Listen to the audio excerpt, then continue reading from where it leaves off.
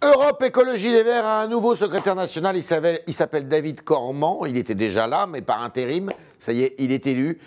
Et que vont faire les Verts? Que vont devenir les Verts? Eh bien, on va en parler ce matin avec Yannick Jadot, qui est un eurodéputé écologiste et qui va nous parler un peu de la boutique, de la maison.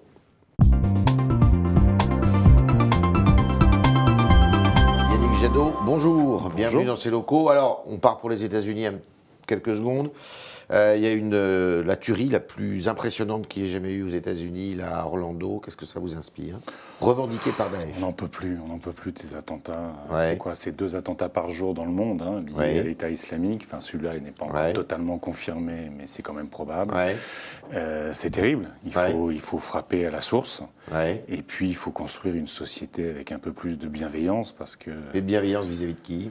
De bienveillance entre nous. Je veux dire, une société qui, on le voit statistique après statistique, est de plus en plus inégalitaire dans nos sociétés et à l'échelle internationale. C'est ça qui engendre les attentats. Ça y participe. Ça y participe. À partir du moment où vous avez des personnes qui se sentent totalement exclues, sans perspective d'avenir, ils tombent dans une forme de sectarisme, de repli identitaire.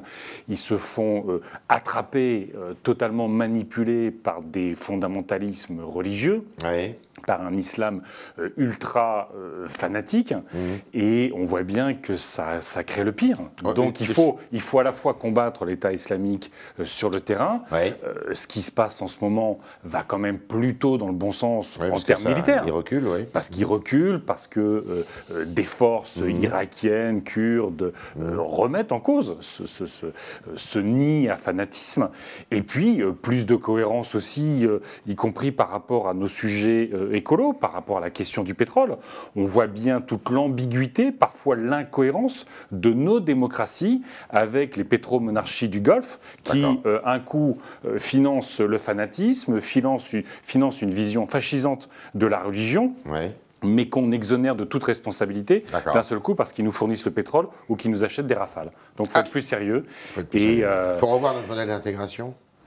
Je sais pas si c'est le modèle d'intégration. Ce qui est certain, c'est qu'il faut arrêter, à chaque fois qu'il y a des problèmes économiques, sociaux dans nos pays, de se retourner vers des questions identitaires, de trouver des boucs émissaires au sein de notre société, des ennemis en dehors de notre société. Je pense qu'il faut quand même sérieusement traiter les problèmes de fond. Alors vous avez un nouveau chef, David Cormand, qui était déjà là, je l'ai dit, par intérim. Ça vous convient? Il vous convient? Ça va. C'est la bonne carte? Non, c'est quelqu'un d'intelligent. Vous avez voté pour qui? Moi, je n'ai pas voté, parce que vous savez que dans le congrès, ce ne sont que les délégués issus des congrès régionaux qui... Il incarne la majorité de ce mouvement, incontestablement. C'est un écolo convaincu. Maintenant, toute la question, évidemment, pour les écologistes, c'est d'activer au sein de la société une obsession, mais qui n'est plus l'obsession du gouvernement ou des socialistes, qui est l'obsession du climat, de la santé, de l'environnement, de l'Europe et des inégalités. Mais à vous d'en parler, parce que vous faites aussi beaucoup de boutiques, de politique. On fait beaucoup de boutiques, on a fini le congrès. Comment a son idée, lui? Il a son idée, il a dit, la responsabilité des écologistes est de faire exister une troisième voie entre la gauche social-démocrate, de François Hollande, et l'opposition de gauche protestataire. Il a raison. Je crois que l'écologie ne peut pas se dissoudre. Quand on écoute, elle est de gauche. L'écologie, la préoccupation environnementale, aujourd'hui, c'est une grande majorité des Français. L'écologie politique, on le voit sur la question des inégalités, on le voit sur la question des réfugiés, on le voit aujourd'hui, y compris dans le paysage politique français. On a quand même, avec les Républicains, un des seuls partis conservateurs dans les grandes démocraties qui aujourd'hui se construit contre la pensée écolo. Vous entendez? Vous avez Nathalie Kosciusko-Morizet quand même, qui est candidate à la primaire. Mais il ne m'a pas semblé qu'elle était totalement majoritaire dans son parti. Vous la croyez sincère, enfin vous la pensez sincère? Je crois que Nathalie Kosciusko-Morizet est sincère, comme les Chantal Joanneau, qui était aussi à un moment chez les Républicains. Mais quand j'entends Châtel, quand j'entends aujourd'hui Sarkozy, au fond, il construit 2 phobies, mai 68 et l'écologie. Et je trouve ça extrêmement triste parce que la contrainte environnementale, on ne va pas pouvoir s'en exonérer. Et puis surtout, C'est ça le discours des écolos aujourd'hui. L'écologie est le levier de la modernisation de l'économie, de la création d'emplois et de la modernisation de l'économie. Donc il a raison, Cormand, là. La troisième voie, c'est une chose qui vous convient.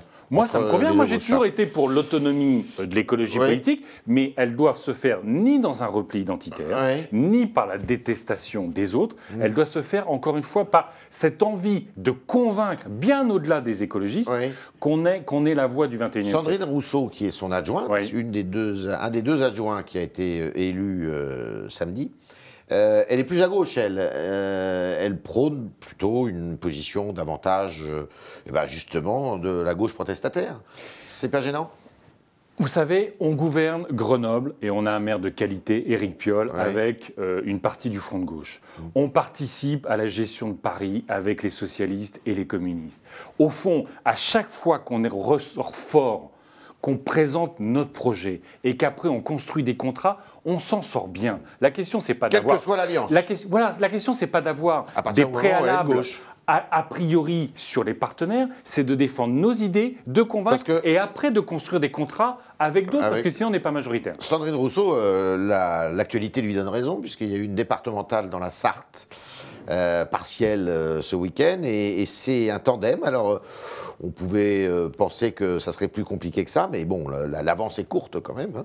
17 tandem, voix. Oui, 17 voix, Europe Écologie, Les Verts, et le Parti communiste, en tandem, il gagne. Il gagne. Donc ça donne plutôt raison à Sandrine Rousseau, ça. Encore une fois, chaque contexte politique local. Vous savez, dans cette partielle du Mans, il y a aussi, ça comprend la commune d'Allonnes, dont le maire est communiste, qui vient de gagner. Donc au fond, il y a localement un gros travail entre les écologistes et les communistes sur la question de l'environnement, sur la question de la culture. C'est une mairie extrêmement dynamique et je crois que c'est ce travail-là aussi qui est récompensé. Alors François de Rugy, lui, qui a pris un peu de distance avec votre parti, il estime que le parti s'enfonce dans une dérive gauchiste basée sur l'éthique protestataire. Je ne sais pas ce que ça veut dire. Vous n'avez plus rien en commun avec lui ? Je crois qu'on devrait encore avoir quelques idées écolo en commun. Le gouvernement qu'il soutient Notre-Dame-des-Landes. Ça n'est pas notre cas. Nous, on pense que le réalisme en politique, c'est d'éviter la gabegie financière et la destruction des terres agricoles. Ça sera quoi le résultat du référendum ? Réservé d'ailleurs aux habitants de Loire-Atlantique. Réservé, vous savez que toutes les conditions d'organisation ont été plutôt mal faites, ont tenté de biaiser le résultat. Vous avez une idée ? Moi, j'espère que ce sera le non. Je me bats tous les jours pour que ce soit le non. Et d'ailleurs, seul le non, étonnamment, c'est pas de la manipulation, seul le non a un sens. Parce qu'au fond, si la population de Loire-Atlantique, alors que l'organisation du scrutin est totalement biaisée, si les habitants de Loire-Atlantique votent non, c'est la perte totale du soutien, y compris populaire, sur cet aéroport. Si c'est le oui, ça ne résout rien, puisque même Madame Royal dit que de toute façon, il va falloir refaire un nouveau projet beaucoup moins dispendieux, pas avec 2 pistes, mais une seule piste, qu'il y a plein de recours juridiques, que la France est toujours sous infraction de la part de la Commission européenne. Donc le oui ne résout rien, le non, ça doit être la fin. D'accord. Alors il y a la présidentielle, et c'est pour ça qu'Europe Écologie essaye de mettre un peu d'ordre dans la maison. C'est Cécile Duflot, qui est assez proche de Mme Rousseau d'ailleurs, n'exclut pas d'être candidate. Et vous ? Non plus. Je ne l'exclus pas non plus. Voilà. Mais vous savez que ma préférence, c'est Nicolas Hulot. Mais comment ça va se passer ? C'est un vote à l'intérieur de LV ? Si c'est Nicolas Hulot, comment ça va se passer ? Vous savez, le jour où il va se déclarer candidat, tous les écologistes vont tweeter, communiquer derrière en disant « Super, vas-y Nicolas, on est tous avec toi ». Tout le monde sera avec lui. Vous l'encouragez à y aller, il a dit qu'il prendrait cette décision. Vous savez, Nicolas Hulot, à l'automne. À l'automne, c'est bien parce qu'il avance. Au début, c'était décembre. On voit bien qu'il comprend que le paysage politique va fortement se refermer à l'automne avec Marine Le Pen qui va hystériser le débat, la primaire de droite qui va occuper l'espace et la gauche qui pourra apparaître totalement divisée. Donc il faut qu'il occupe l'espace dès septembre. Et pourquoi il serait meilleur aujourd'hui qu'il y a 5 ans ? Parce qu'aujourd'hui, il coche toutes les bonnes cases. 1. Sincérité, conviction, ça c'est pas nouveau. 2, incontestablement, avec ses responsabilités ces dernières années, il a pris de l'ampleur et de la profondeur sur les grands sujets internationaux, et y compris sur les sujets sociaux et économiques. C'est le renouvellement, et vous voyez qu'il y a une attente extraordinaire de personnalités convaincues qui ne répondent pas aux logiques des partis. C'est comme ça. Et au fond, il a aussi face à, on voit à gauche et à droite quand même beaucoup de mise en avant de ce que j'appelle des nostalgies régressives. On nous explique en permanence que c'était mieux avant, alors que le monde, on ne reviendra pas à avant. Donc il faut un projet pour l'avenir. Comment vous allez le faire et pour il le fait le bien. convaincre? Parce qu'il doute, hein, il n'est pas décidé encore. Hein. Il doute par rapport au fond, à tout ce jeu politique de la Ve République. Enfin, c'est toujours, dans le monde d'aujourd'hui, dire on choisit un homme ou une femme providentielle, on concentre tous les pouvoirs à l'échelle de sa personne et de l'État pour résoudre tous nos problèmes, c'est totalement absurde. Tout le monde le reconnaît, mais au fond, plus ça va mal, plus on se dirige vers cette logique un peu bonapartiste, césariste. Hulot, ça fait combien un premier tour de présidentielle? Je sais pas. Je crois qu'il a un espace. Je crois il peut se qualifier pour le deuxième tour. Je pense qu'il y a tout est possible aujourd'hui dans le système politique. D'accord. Des centristes, des communistes, des socialistes, évidemment tous les écologistes, plus plein de personnes non encartées aujourd'hui qui considèrent que la dichotomie droite-gauche ne fait plus sens, ont envie de quelqu'un qui leur propose et de la bienveillance politique, et de la solidarité et un projet positif. Il n'est pas de gauche, lui, hein, Hulot. Hein. Et il est écolo. C'est autre chose que Eva Joly, hein.